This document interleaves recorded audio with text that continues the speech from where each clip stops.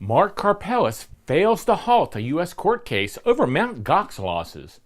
Next on your 4-Minute Crypto Daily News. Today's show is from a post by Yagatra Katra at CoinDesk and brought to you by BitBlock Boom. Take a look at this great Bitcoin conference I'm bringing to Dallas, Texas at bitblockboom.com. I hope I see you this summer in Dallas, Texas. Now, earlier this week, Mark Karpeles, the former CEO of the bankrupt Bitcoin exchange Mt. Gox, filed a motion to stay in a U.S. court case brought against him by former investors. Now, the plaintiffs Gregory Green and Anthony Motto said that they hold Karpeles personally liable for any losses they occurred from their investments in Bitcoin made through Mt. Gox. Now, Mt. Gox officially filed for liquidation in April of 2014 after claiming to have been hacked for 850,000 Bitcoins.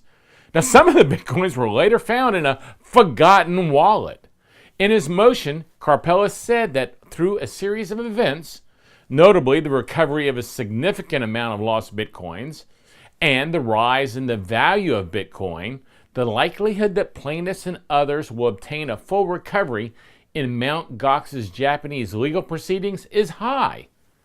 He continued, in light of the status of the Japanese proceedings, this case should be stayed in order to conserve judicial resources and to preclude unnecessary legal expenses. Now, following the judge's denial, a status hearing will be held on May 1st. Karpeles is also facing a court case in Japan where prosecutors are seeking a 10-year sentence for embezzlements over claims he used about $3 million worth of customer funds for his own personal use, among other allegations.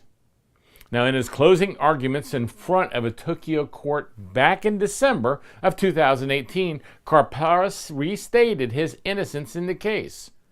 Earlier last year, he apologized for the company's bankruptcy, saying, "I never imagined things would end this way, and I am forever sorry for everything that's taken place and all the effect it's had on everyone involved."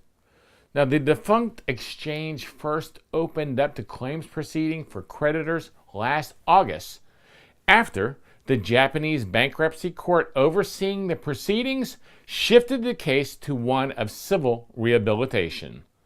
The ruling meant that creditors could file for their original cryptocurrency holdings rather than a fiat equivalency based on crypto prices in 2014. Now, the deadline for claims has passed. So do you think the charges against Karpeles should be dropped? I don't know. Let me know your thoughts in the comments.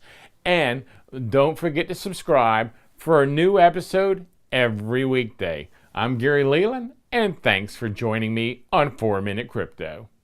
This is a CryptoCousins.com production.